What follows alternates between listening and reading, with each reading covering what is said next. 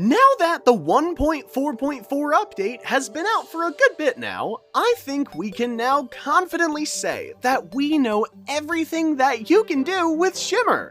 While I already have a video on my channel going over some of Shimmer's features, just like the name states, I made that right after the 1.4.4 update came out. So there were still some features that ended up being discovered after I uploaded it, and some changes and small updates since then. That's why, in today's video, I'll be going over everything you need to know about Shimmer.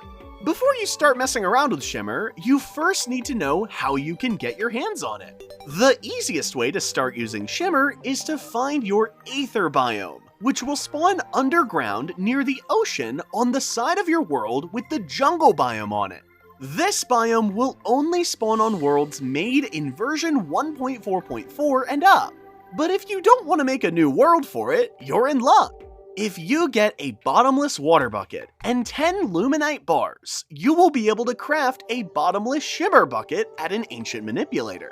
Now that we have it, let's first look at the movement part of it, since that can end up being one of the most useful features if you use it correctly.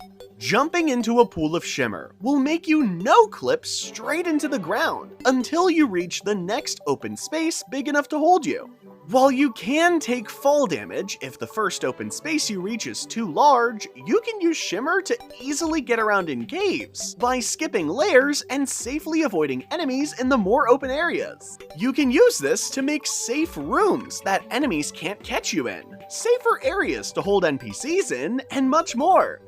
Now, you will quickly realize that Shimmer will force you into that no-clip pretty fast, so if you're wanting to avoid that, you can wear the Chromatic Cloak, which will give you the ability to choose when you want to no-clip by pressing down when in Shimmer. To get this cloak, you will need to throw a star cloak in a pool of Shimmer, where it will then pop out as a Chromatic Cloak. Next, we will take a look at all of the upgrades you can get using Shimmer. Starting with the permanent player upgrades, with the first one being the Vital Life Crystal, which will permanently upgrade your player's health regeneration by 20% after consume, which can be obtained by throwing a life crystal into a pool of Shimmer. After that, throwing a mana crystal into a pool of Shimmer will change it into an arcane crystal, which will boost mana regeneration. After that, throwing a life fruit into Shimmer will turn it into an Aegis fruit, which will permanently boost your defense by 4. Next, throwing any fruit into Shimmer will turn it into Ambrosia, which will permanently increase your player's mining and building speed by 5%. After that, throwing a golden worm into Shimmer will turn it into a gummy worm, which will permanently increase your fishing power by 3. And finally, you can throw a pink pearl into Shimmer to get a galaxy pearl, which will permanently increase your character's luck by 0.03%. Moving to permanent upgrades that don't affect you directly, but will have effects on your world. Starting with the advanced combat techniques, which will permanently increase your NPC's defense by 6 and their attack by 20.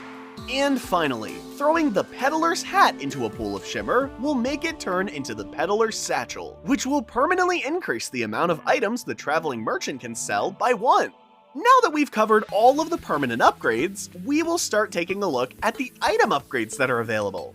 Firstly, any craftable item will pop back up as the materials used to craft it, which allows you to constantly decraft and then recraft your items to change the modifiers for free. Moving on to the actual items that have upgrades now. Throwing the Contaminator into Shimmer will make it turn into the Terraformer, which upgrades its stats. After that, if you throw a Rod of Discord into Shimmer, it will pop back out as the Rod of Harmony, which allows you to teleport anywhere with no cooldown.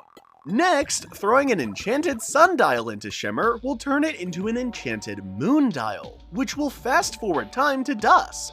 After that, if you throw an angel statue into a pool of Shimmer, it will pop back out as an Aether monolith, which will make your game look like the Aether biome.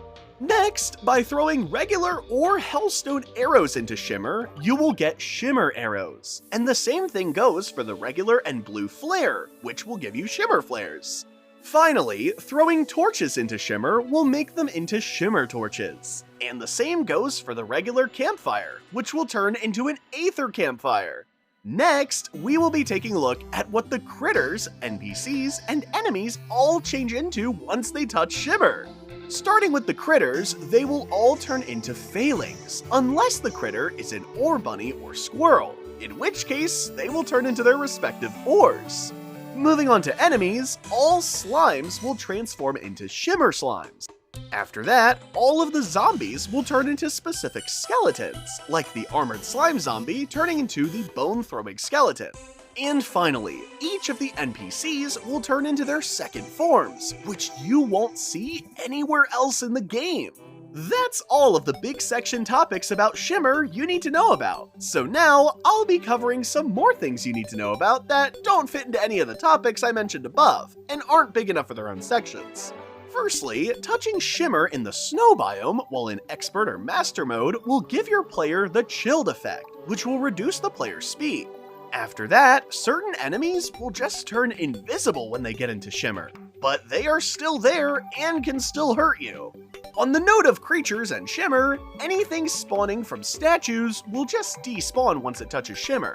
Next, there are 5 items that actually won't decraft when thrown into Shimmer, which are the Blizzard in a Bottle, Health and Mana Potions, Dry Rockets and Bombs, Lunar Fragments, Food made from critters, and finally, the Crawdad, Salamander, and Giant Skelly Banners. And finally, the last tidbit of information you need to know about is that buff potions will not give you back all of the crafting materials when thrown in Shimmer, which is likely Relogic's way of stopping players from making unlimited potions. That wraps up everything you need to know about Shimmer. Just like all of my guides, if I did miss anything, I will have a pinned comment on this video, including anything I may have missed or got wrong. Thanks for sticking to the end. Be sure to like and subscribe for more Terraria videos like this. And as always, make sure to have a wonderful day.